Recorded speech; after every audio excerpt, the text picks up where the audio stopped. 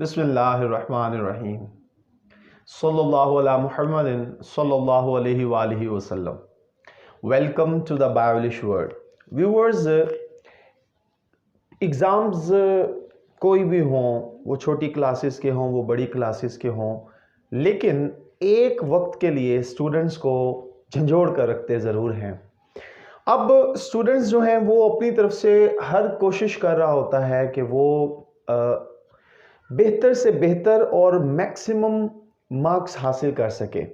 उसके लिए वो मुख्तलिफ तरीक़ों से इम्तिहानात की तैयारी करता है।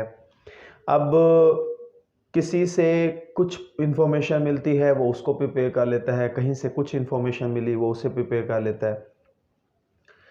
लेकिन बाज़ दफ़ा इतनी ज़्यादा प्रिपरेशन के बावजूद भी मतलूबा चीज़ हासिल नहीं हो सकती। मतलब मतलूबा जो अहम चीज़ें होती हैं, अहम क्वेश्चंस होते हैं, अहम टॉपिक्स होते हैं, वो स्टूडेंट्स जो हैं वो प्रिपेयर नहीं कर पाता।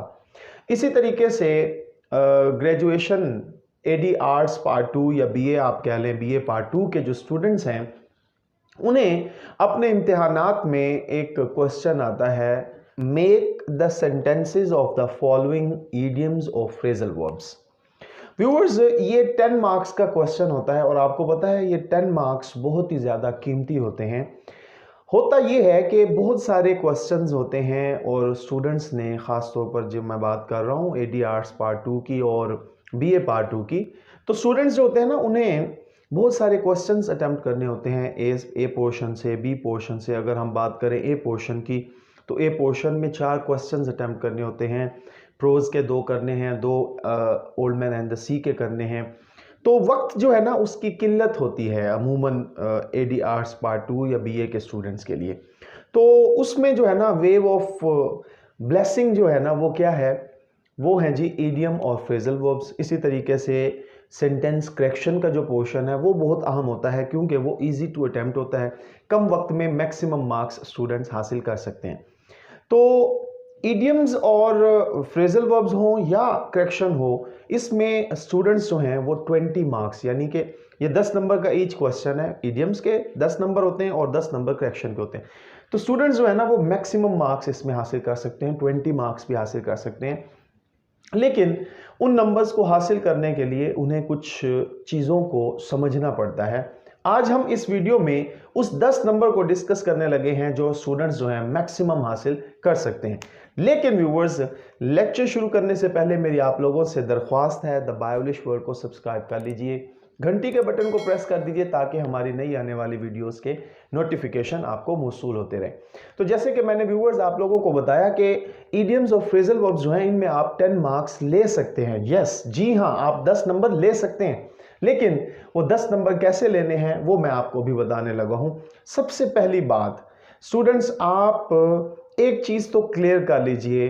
अक्सर असातिज़ा कराम अक्सर आपको मुख्तलिफ चैनल से भी ये बात पता लगी होगी कि इस तरीके से ये 5 ईडियम्स कर लें और आपके नंबर पूरे। अब वो ईडियम्स कौन से होते हैं, ज़रा मुलाहिज़ा फरमाएं कि what is the meaning of this word. For example, एक ईडियम आ गया, अ वाइट एलिफेंट। अ वाइट एलिफेंट। तो अब व्यूअर्स ये पेपर में आया है।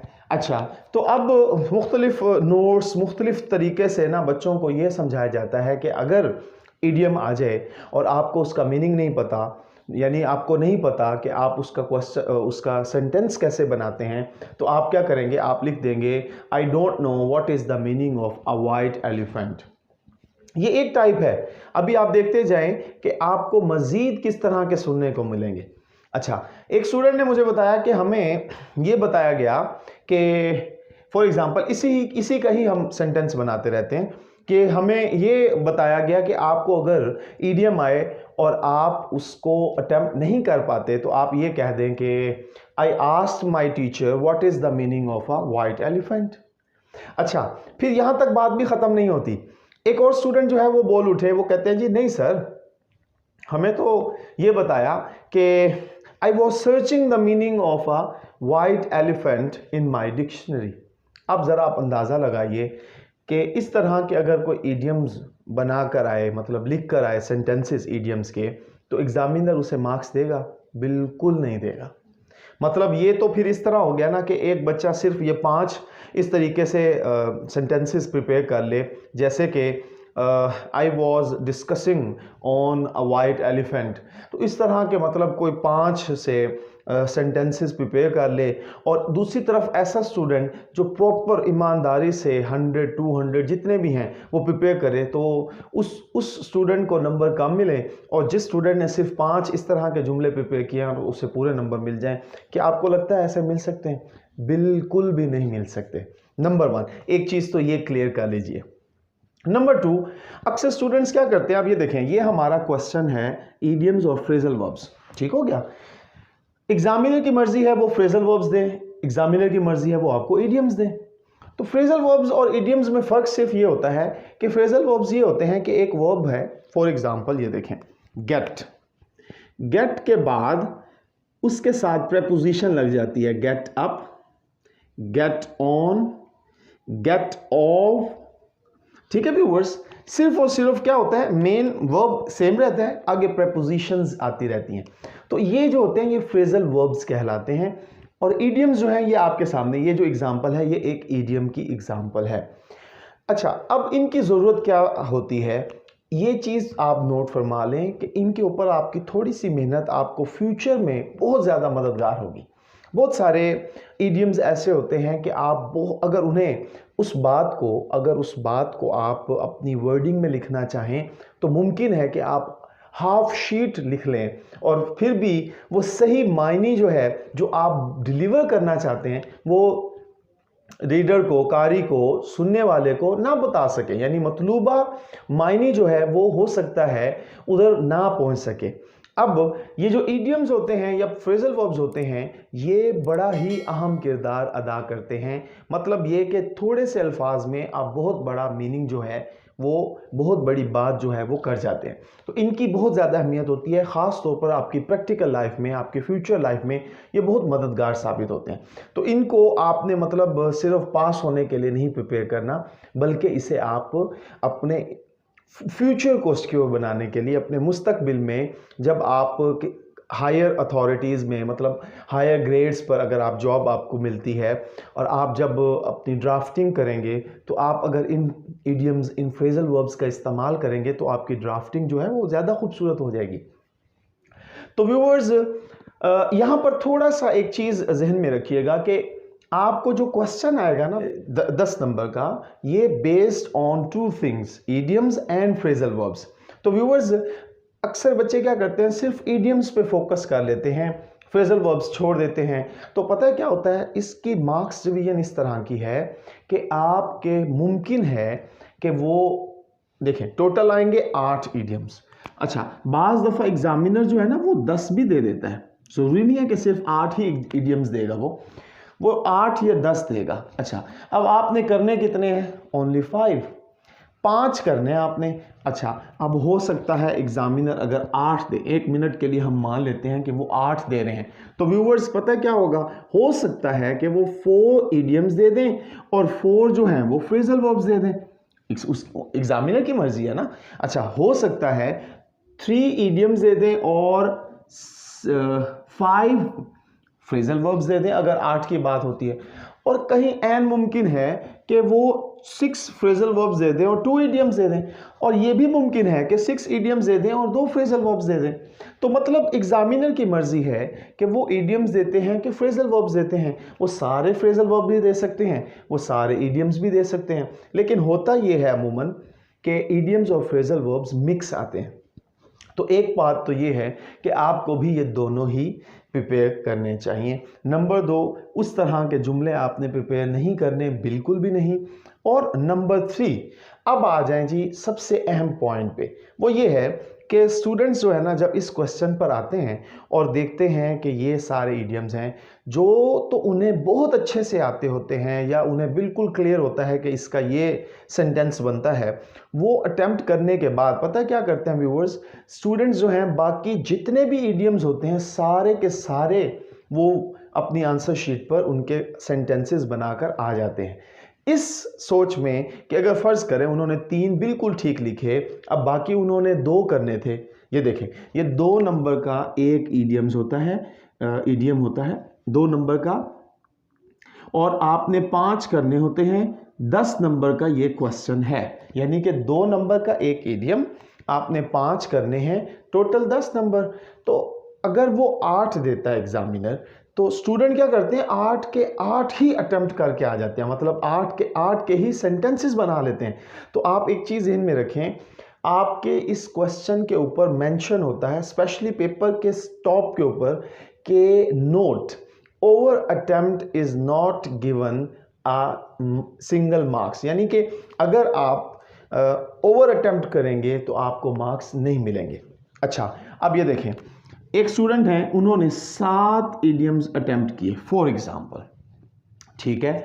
अब ये हुआ कि उनके फर्स्ट 3 तो ठीक थे, ठीक है, फोर्थ ये देखें 1 2 ये तीनों ठीक हैं, फोर्थ और फिफ्थ सेंटेंस जो था ये गलत था।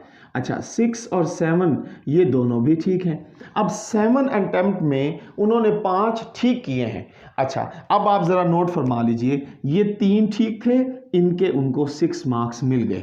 लेकिन ये जो नेक्स्ट 2 थे ना, एग्जामिनर ने सिर्फ सीक्वेंस में 5 जो है ना वो चेक करने हैं, और अगर इनके ये ठीक हैं तो आपको मार्क्स मिलेंगे, नहीं तो नहीं मिलेंगे।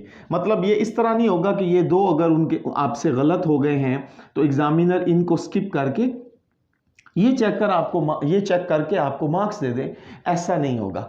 वो सीक्वेंस में चेक करेंगे। तो अगर आपको ये देखें, अगर आप ये क्वेश्चन अटेम्प्ट कर रहे हैं तो आप सबसे पहले क्या करेंगे, वो करें जो आपको अच्छे से आते हैं, नंबर 2।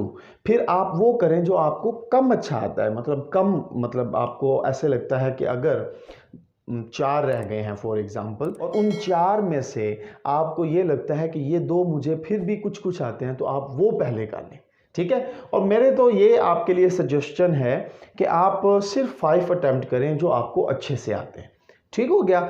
अब इन चीज़ों का आपने ख्याल रखना है। नंबर 3 जो सबसे अहम है वो ये व्यूअर्स, कि अक्सर स्टूडेंट्स जो हैं वो क्या करते हैं, उनका ये मानना होता है कि पेपर जो है वो पास्ट पेपर से आता है।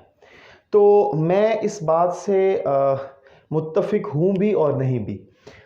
अब हूँ किस लिए व्यूअर्स, वो इसलिए कि चूंकि बहुत ही अहम चैप्टर्स जो हैं वो रिपीट हुए होते हैं, उनमें से स्टेटमेंट जो है वो एग्जामिनर चेंज कर देते हैं, लेकिन स्टूडेंट को ये लगता है कि ये चैप्टर पास पेपर में आया हुआ था तो ये उसमें से क्वेश्चन आ गया, ठीक है।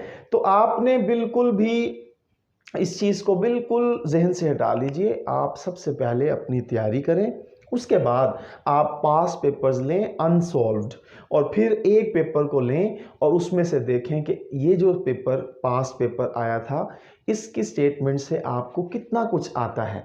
ये चेक करने के लिए पास पेपर्स होते हैं। लेकिन हमारे स्टूडेंट्स जो हैं वो क्या करते हैं, वो लेते ही पास पेपर्स हैं और तैयारी करने के लिए, और सबसे बड़ी अलमनाक सिचुएशन ये होती है कि वो पास पेपर्स लेते हैं सॉल्व्ड और उसको तैयारी शुरू कर देते हैं। एक चीज़ ध्यान में रखें, आप बुक्स लें, बुक्स से प्रिपरेशन करें, पास पेपर से सिर्फ स्टेटमेंट्स लें, क्वेश्चंस लें, बस ये समझने के लिए कि ये कैसे क्वेश्चन आए गए हैं और उसे किस तरह सॉल्व करना है।